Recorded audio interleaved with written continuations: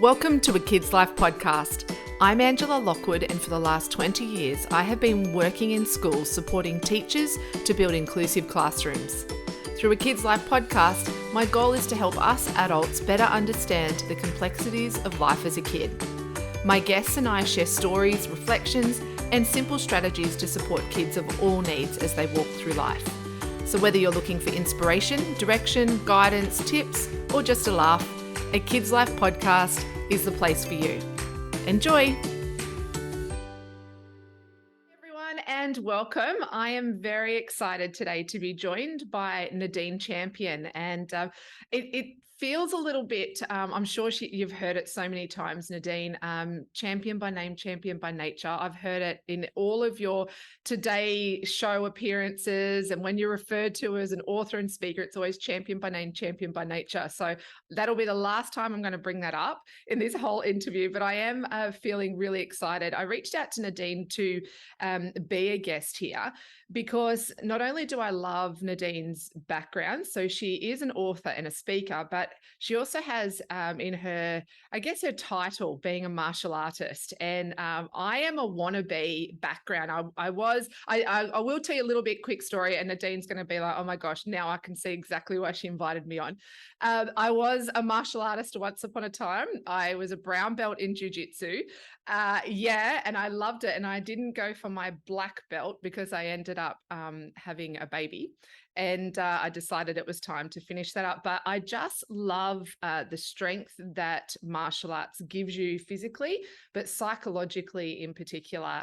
They're just sort of one and the same. And I always have an idea that I might return to be a martial artist one day, but the knees and the back and the shoulders and everything feels like it's holding me back. But it's not about me living in my heyday. Nadine, I asked to be on today because obviously I really care about kids and I care about you as parents really bringing out the best in your kids. And Nadine's book and TEDx talk, which has been watched many, many times, 10 Seconds of Courage, I believe is a real game changer. And with the rising rates of anxiety with our kids and fear seeming to be coming in too much in our conversations when it happens with kids, Nadine's my go-to person for that. And I think we're going to get a lot of insights from her own background, from her professional background, personal background. But I think this is going to be a really special time. So Nadine, thank you so much for joining us here. Thank you for having me. I'm so excited. Sorry, it's always very odd, isn't it, when someone introduces you and you're sitting there listening? Not at all. I love it. No, just kidding. If people are listening on the podcast, you can't see Nadine's background. I love the background. If you are here on Calm Confident Kids parent membership site, you can see her. But how amazing is your background with the big belt and the boxing gloves? Tell us a little bit about your backstory, because your background's a lot cooler than mine. Literally.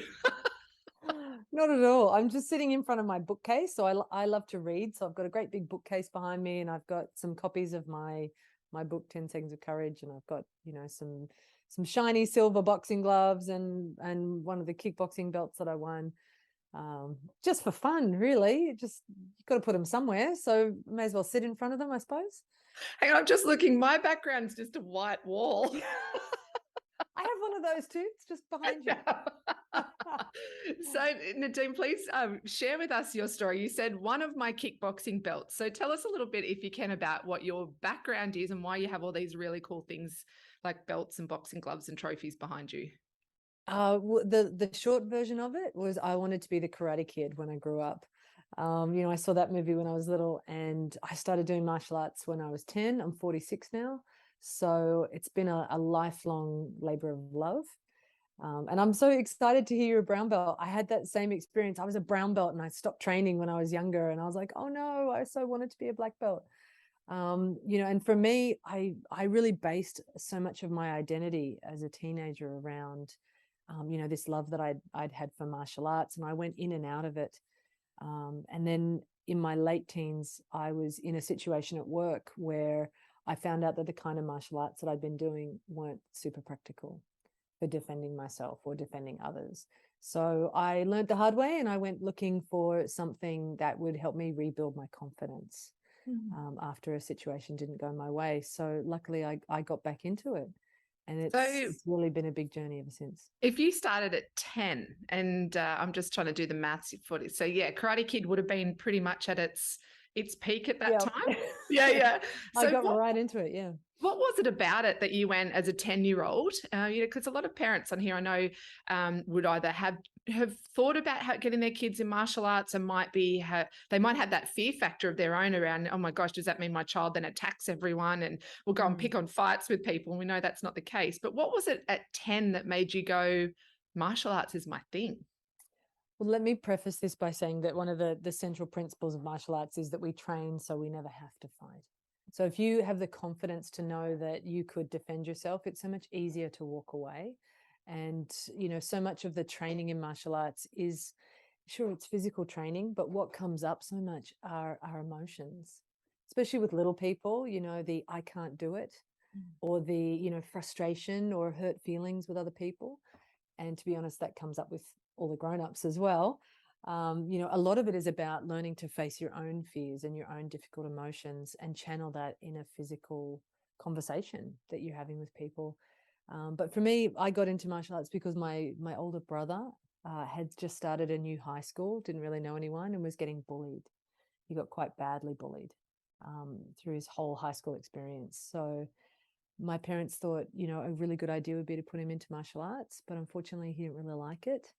He was more into building model aeroplanes than being a kung fu kid. And I was there watching and couldn't wait to try it. I was dying to try it. And as soon as I did, the instructor brought me over to my mum afterwards and asked how long I'd been doing martial arts for. I heard that. I was like, whoa. And he told her that I was a natural. And I felt like it was something that I could do.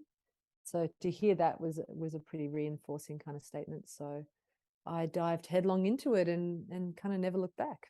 Mm. So, as a kid, obviously, you had parents that would support you to do martial arts because, really, and I'm going to say back then, it's not because you're old and we're in the olden days, because I think we're around the same age. So, I'm not going to refer to it back then. But when Thank you were you. 10, let's say that, when you were 10, was martial arts something common that girls were doing at the time, or was it sort of your parents were quite, cutting edge in allowing you to do it? Well, I was such a little tomboy. My mum tried to get me to do physio. I don't know if you ever Oh, did yeah. physio. No, And I it never did just, that. it wasn't for me, bless her little cotton socks, but she tried to get me to do it. And she used to say things like, oh, we need to put a pink ribbon in your hair and things like that. So really well intended, but I'm just myself. And I was when I was little, and I'm still just me. So it wasn't something that they were super thrilled about me doing, but once they saw that I had an aptitude for it, they were supportive of it, and I really loved it. So this was back in the olden days. They used to take me to the local race course in Coffs Harbour to do my Taekwondo lesson. And I just loved it. It's not a bit like beer in there, but it was just really fun for me. And I think it's really great for kids because it teaches them things that maybe aren't as easily taught these days, like discipline, respect, lining up straight, not speaking until it's your turn, learning control. And I think it's great for little girls because it teaches them to really be in their bodies, and Mm. that their bodies are strong and capable, and you can jump high and kick hard and do all of these things that maybe they haven't experienced themselves in that way yet. So I think Mm. it's such a positive thing. Absolutely. And I know when I was doing jiu-jitsu, I was an adult. I had my training partner who I met, who ended up becoming my bridesmaid, which was beautiful. We made such a beautiful relation, and still mates today. She came up to about my shoulders, so she was this tiny little pocket rocket. She was a gymnast, and we met. And in jiu-jitsu, as I'm sure you're fully well aware, but for listeners, there's a lot of throwing. I did like a combination of jiu-jitsu, judo, and karate. She used to be able to throw me like I was nothing. And I was much Mm, bigger than her, much taller. But she just, what I loved was the skills that it gave you about being centered. And it didn't matter what your body shape was. It didn't matter how tall, how short, how big, whatever it is that you came up with, you turned up to be your best no matter what, in whatever interaction you had. And I know for me, that was probably my connection in that I loved that sense of strength that it gave me, no matter where I was at the time. And I think that's probably why I've always been a bit fascinated with martial arts. And So for young girls, particularly, you touched on this, Nadine, about their even their body image at the moment. What is it about martial arts that does allow girls to be sort of within themselves? What is it? Is there certain things that are taught, or is it just I'll leave that to you to answer. What is it about being in your body that martial arts gives? I think it's powerful. Mm. You get to experience yourself as someone who has power, whether that's physical power or even one thing that I know, I still teach martial arts just for fun. I love it. One thing I make sure that the women, young or old, learn is how to yell, how to use their voices. So in martial arts, we do what's called a ki, when you do that finishing strike and you yell like hey ha, and it's so important to learn how to use your voice in a way that, we're taught culturally to be quiet, to be, polite as women, which is lovely, but it's also helpful to learn how to yell and, and tell someone to move away from your space if you need to, etc. So it really builds confidence, I believe. And Mm. one of the beautiful things that you touched on with martial arts, I'm only 5'6". So there's only so much big and strong you can do when you're 5'6". So one of the things that I really loved, especially as I got older learning martial arts, was understanding the difference between leverage and force. And I do this with my mindset coaching clients when I think it applies in business, it applies in parenting. If I'm trying to force something, often I don't get the desired result, or it takes so much effort that it's exhausting. And in martial arts, you learn that so clearly. It's all about leverage. If you have good technique, good understanding, you can really maximize the results you get with minimum effort. So that's leverage to me. And that, Maybe I think, that's why makes I you loved feel martial powerful. arts so much. It was less effort, more leverage. Yeah, exactly. I mean, it works, but I mean, I notice myself now, even if I'm trying to force something mentally, that's my cue to back off. That's my cue just to relax, take a breath, take a minute, and ask myself why I'm trying to force this. Because so often I've found that I get better results when I'm a bit more grounded, a bit more centered, and I have a bit more of an easy come, easy go mentality than a holding on tight, trying to force, just like if you were trying to do a judo throw on someone. Wow. Yeah, that just got me because for parents listening, now it probably may not even make sense. When you go into your third eye and things go a bit crazy and you hear something for the first time and then your brain starts thinking, that's where I feel like I am at the moment. As parents, we often fall, like we come into discipline, don't we? We come into if we're having a challenging situation with our kids, we come in with the you need to stop and that whole it's through force. And I love that it's actually sometimes not through the force, it's through taking a gentler, more grounded approach that we might have the best results.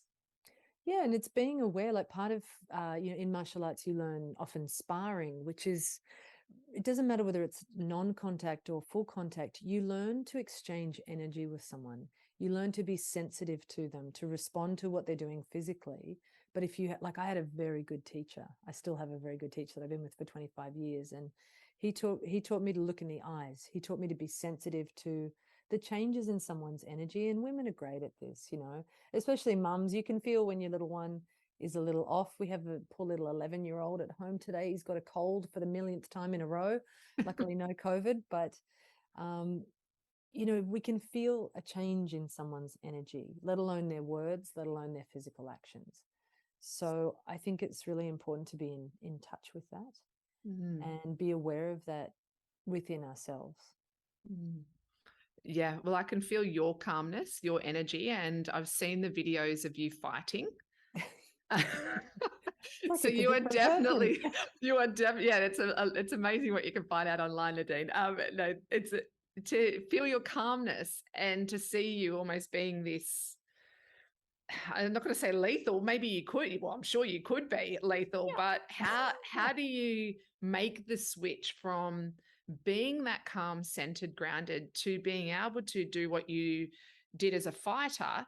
Is there a switch, or is it just a dialing up? How do you go Mm. from that calm to being on? Isn't that funny? That I thank you for saying that. I actually hear that a lot. You're so calm. I Mm. don't know about you. I don't feel very calm inside. It's good to know that's how I come across. But, I talk a lot about mindset and thinking with people. And I talk about research showing that, perhaps we have 6,000 thoughts a day, but there's more advanced research that says we have about 69,000 thoughts. I don't know which camp you're in, but I'm definitely in the 69,000 thoughts. I'm thinking, is that all? Yeah, well, they say we can think at 4,000 words a minute, which sounds about right to me, like that really fast-paced overthinker. Mm. So there's a lot happening, from me. So it's good to know that there's still some calm energy.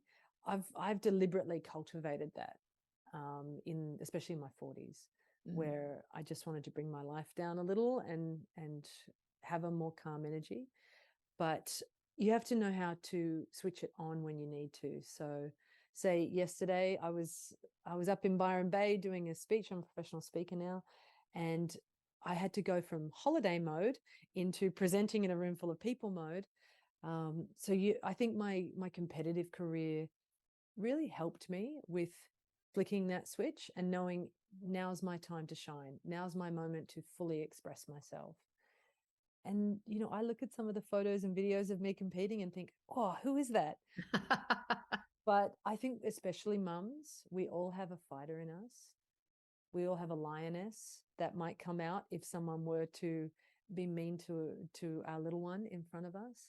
I think a lot of people, especially women, would think I would never, raise my voice or push someone or do anything like that. But if someone grabbed your kid, I bet that you would respond with a fierceness that maybe you haven't seen before, maybe you haven't experienced.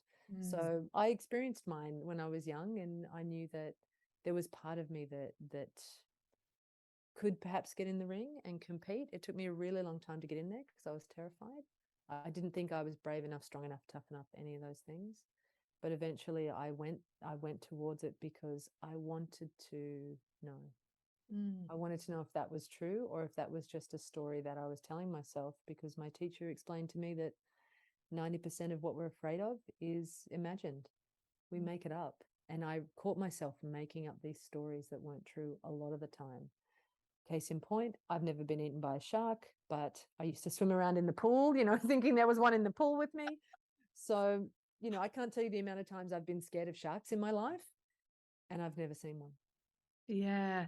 Isn't that really interesting? Because I see a lot of the work I do with kids, obviously we've got anxiety rates that are increasing, even with our awareness, seems to be a lot more fear that's coming in kids that you wouldn't imagine. And I certainly don't imagine myself that kids should be worrying about at their age. And that was actually the premise of why I created Calm Confident Kids for parents, was because of the amount of work I do in schools and with kids.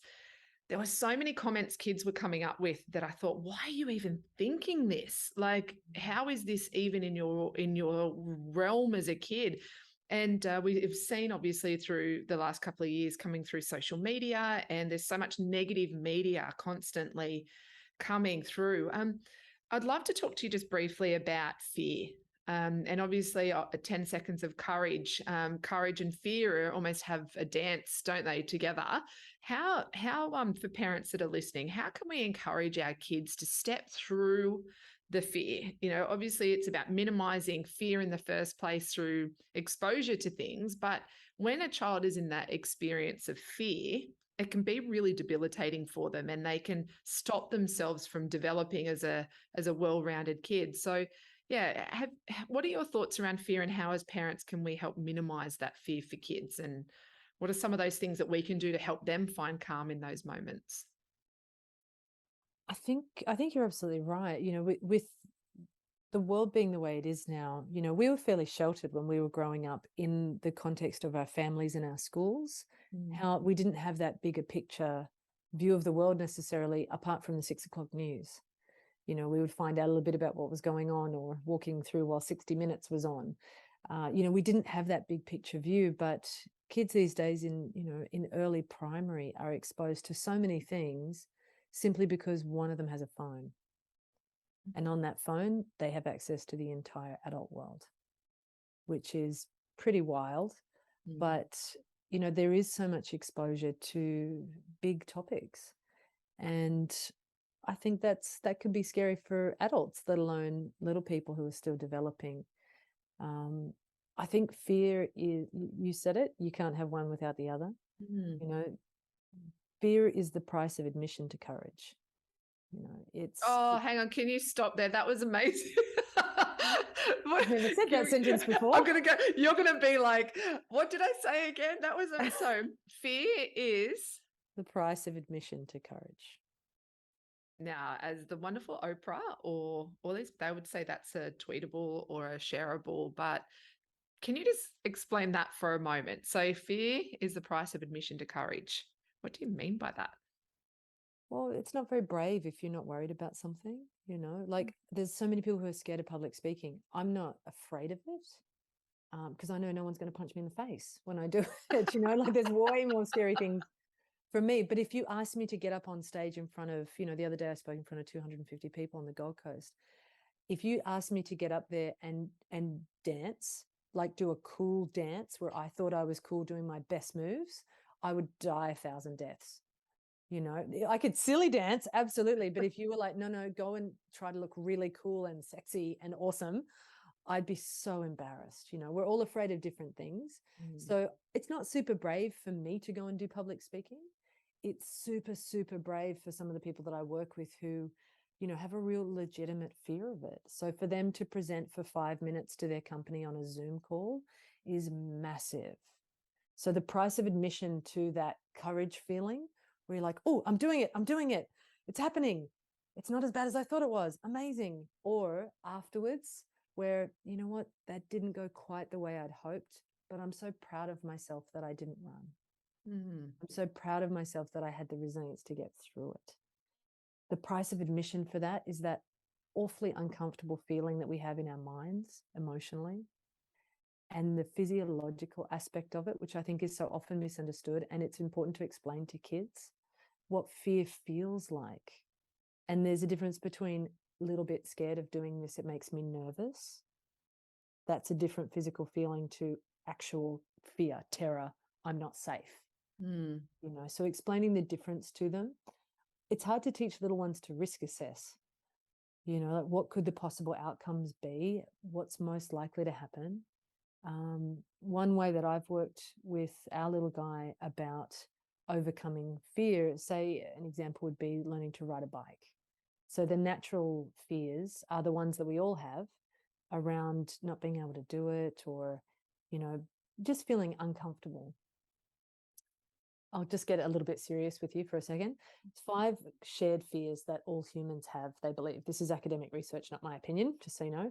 Most people are afraid of dying. They're afraid of mutilation, loss of autonomy, separation, which is loss of loved ones. So really heavy, scary stuff. But most people don't have much experience with those ones. The one we all have everyday experience with, and this is really obvious with kids because they don't know how to hide it, is called ego death, which is fear of failure, fear of rejection, fear of being embarrassed, you know, being everyone looking at you. So that kind of ego death fear is what helps us to play small in our businesses. It keeps us small in our relationships with people, stops us trying Zumba when we really have always wanted to. I may not be talking about myself, or maybe I am.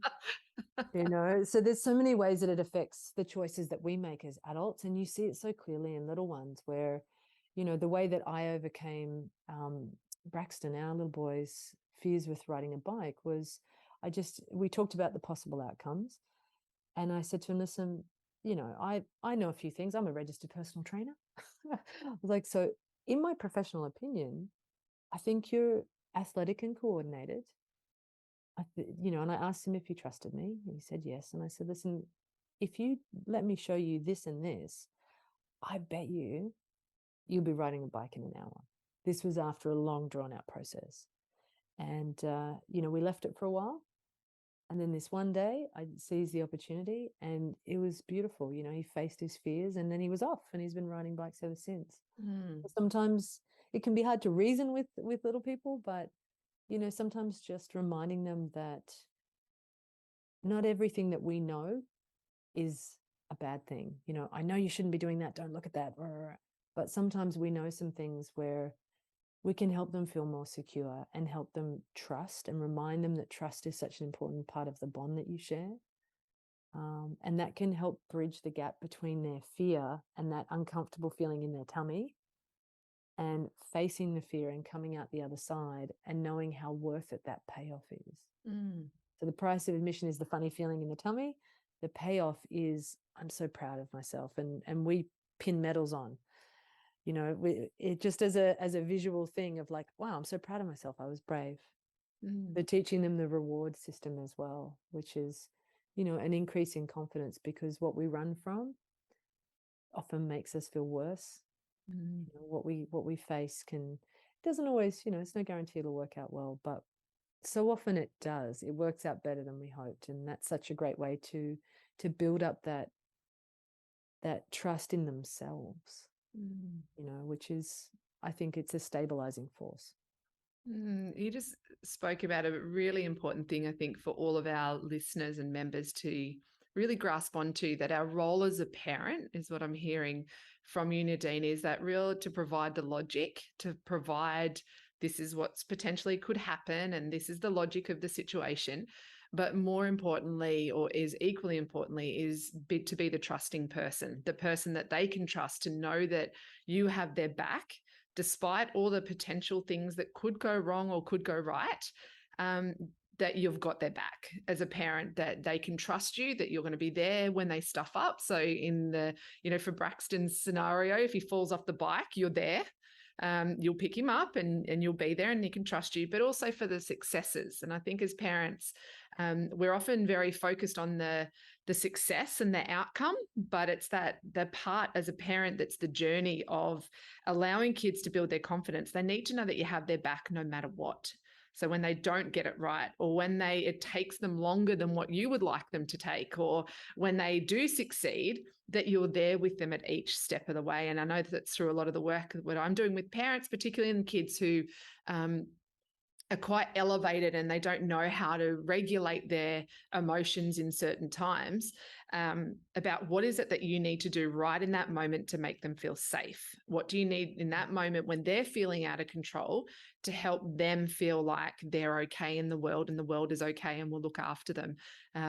And I would love to know your 10 seconds of courage. Can you tell us a little bit about that? Because I'm being very selfish here in that for our listeners, I would love for them just to have some tools to hold on to, that when their kids are feeling out of control in that moment, or they're feeling so scared that it's stopping them, what does that 10 seconds of courage mean? So 10 seconds of courage is a tool that you can use. Think of it like a hammer. It's something that you use. It's a doing action. It's not a concept that you think about. Does that make sense? So knowing it, it's not like be happy. It's not, knowing it isn't enough. You actually have to do something. So it's 10 seconds of either taking action in your mind. I've made my decision. I don't know if anyone's a hesitator. I'm a bit of a hesitator, overthinker. It takes me a while to make up my mind. So 10 seconds of courage, I'm going to make a decision to do it. 10 minutes of courage, I'm going to take action and do it. Or it can be 10 seconds of courage, I'm going to avoid the number one mistake that people make, which is staying stuck. If I can do a little short burst of courage, then at least now I've walked into the office instead of standing outside looking at my phone, worrying about what could happen today in this job interview. Okay, now I've walked in. So the idea is to avoid staying stuck in that place of natural doubt, the fears that we talked about before, and hesitation. So I often ask people, have you ever missed an opportunity?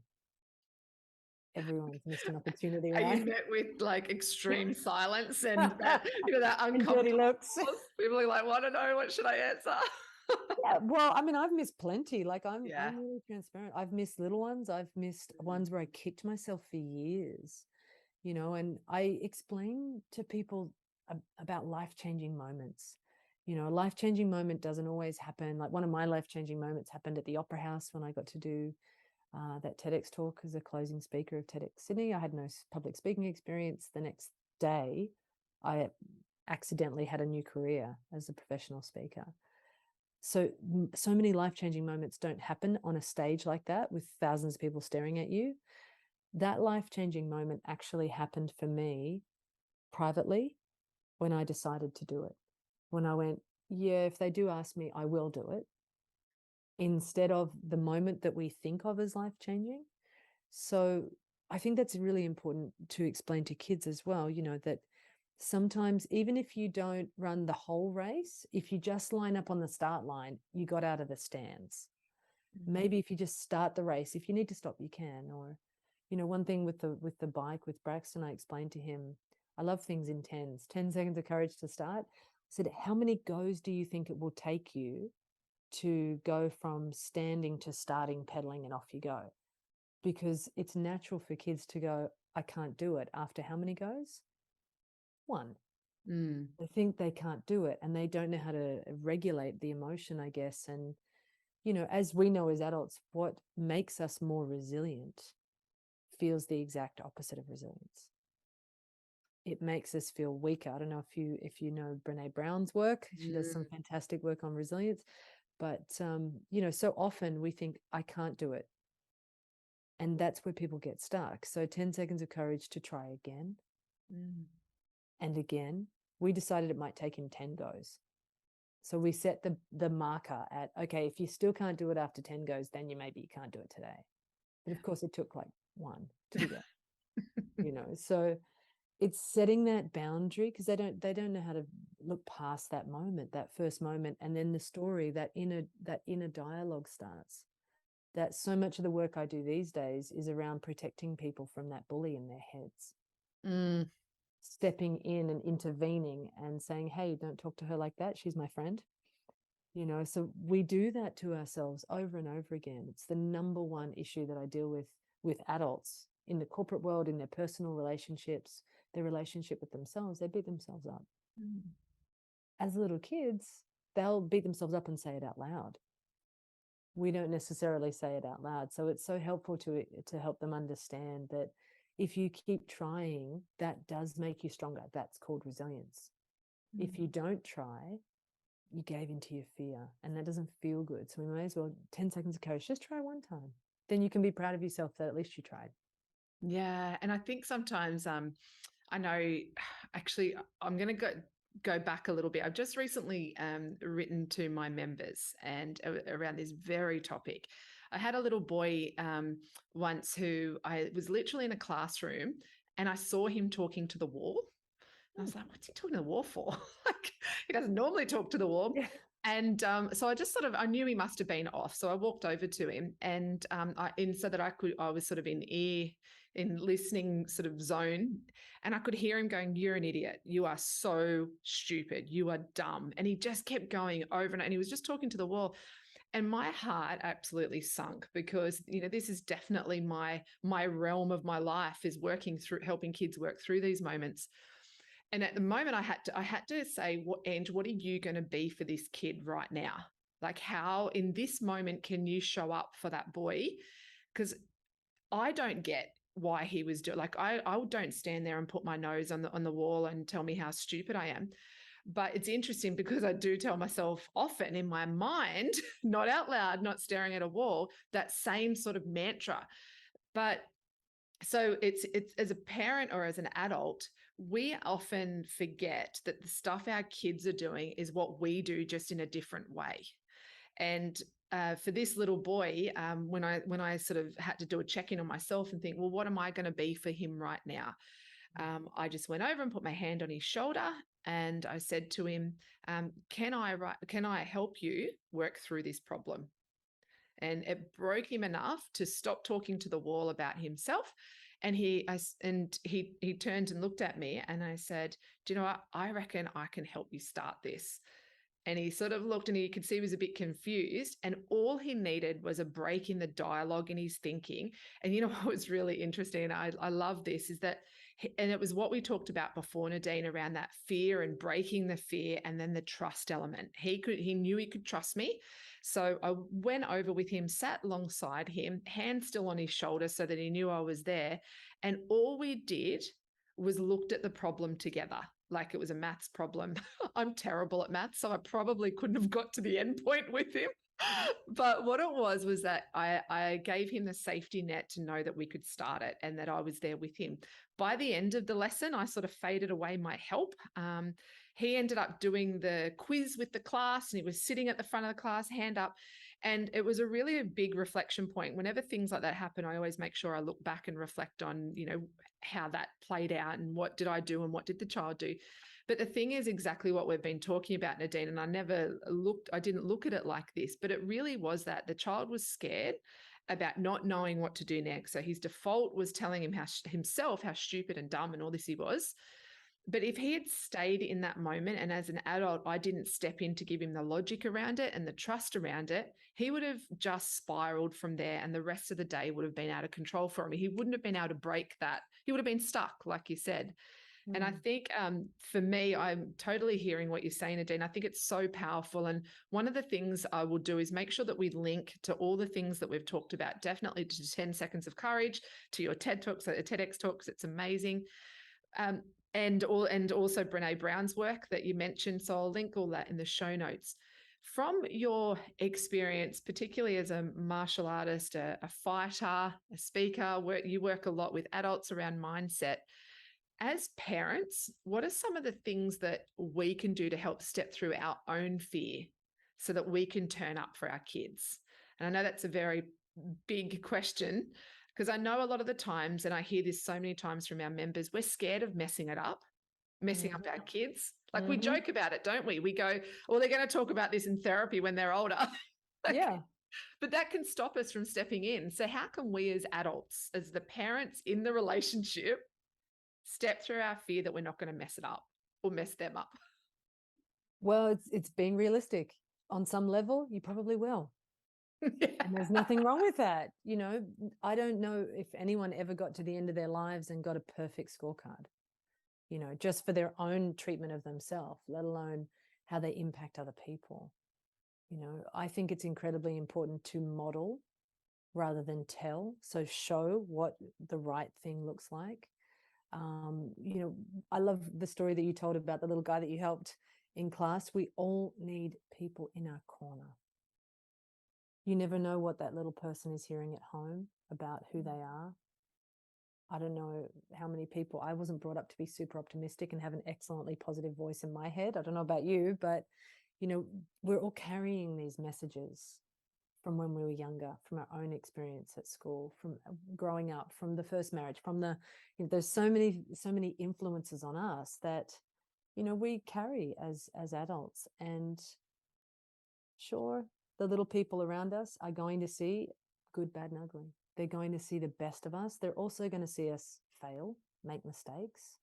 I think it's incredibly important to be able to teach little people, I'm sorry, I made a mistake. I didn't mean to hurt your feelings.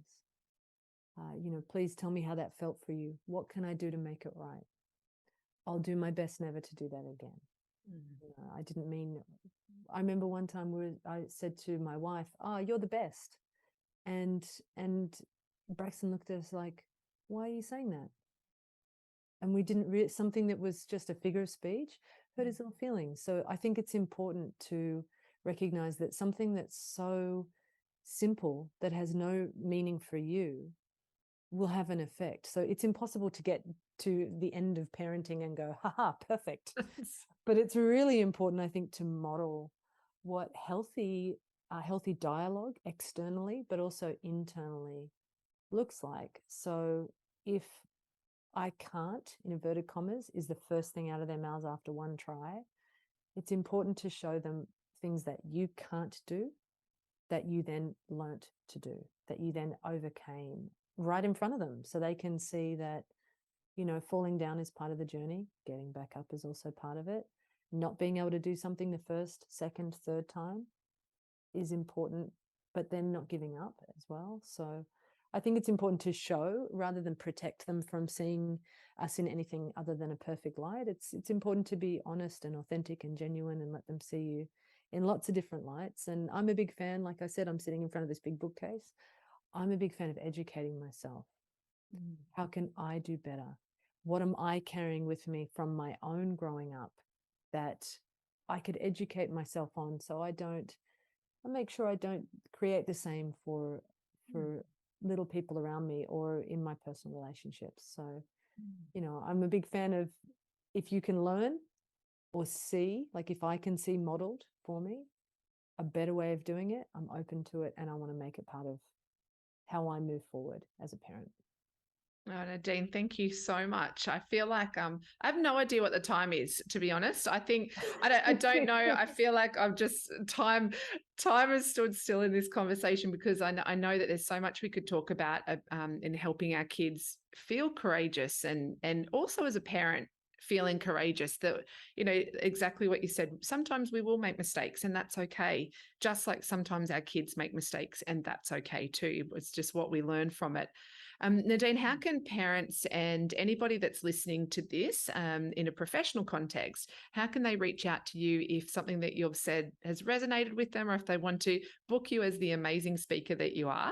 How can people connect in with you? My website's nadinechampion.com. You can follow me on Instagram, Nadine Champion _. I'm available in the social media world. Yeah, and absolutely, if anyone has any questions, I'd be more than happy to answer them. If you'd like a free resource, I have a courage checklist on my website and /resources where, it's a decision-making process that you can use that might then be helpful for little ones as well, because I think it's so important that they get to see us experiencing our own doubts and fears so they can see what it looks like to move through them. So I'm available there. Pop my name into YouTube or 10 Seconds of Courage into YouTube. You can see that 10 Seconds of Courage talk, and it's pretty G-rated, PG. You want to share it with your kids? Before we finish up, and I will make sure we link to all that, and particularly thank you for being so generous with the resource. What is, when you look back so far on your life, what is the thing that you are most proud of? And I don't necessarily maybe mean the belt, even though if that is, but what are you most proud of as you look back over your life thus far? Belts and achievements and all those things are nice, but the thing I'm most proud of is how far I've come internally.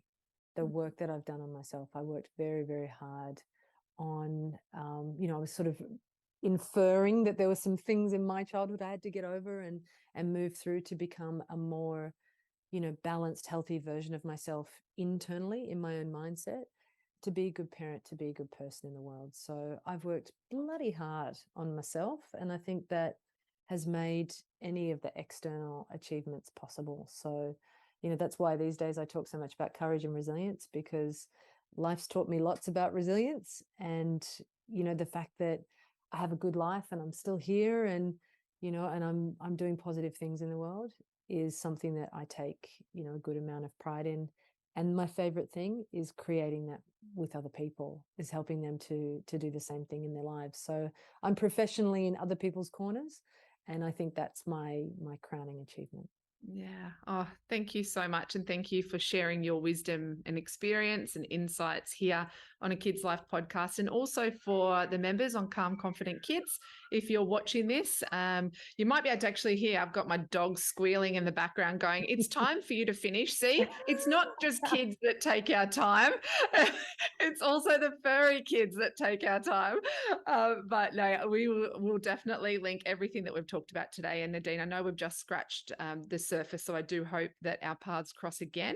But everyone, if you are listening through a Kids Life podcast, thank you. If you are wanting to know more about Calm Confident Kids, please go over to angelalockwood.com.au/Calm Confident Kids. It is a parent membership to help parents understand those skills, some of the skills we've talked about today around how we can help our kids find calm in their lives, how they can build their confidence. I am an occupational therapist. I've been working with kids for 20 years.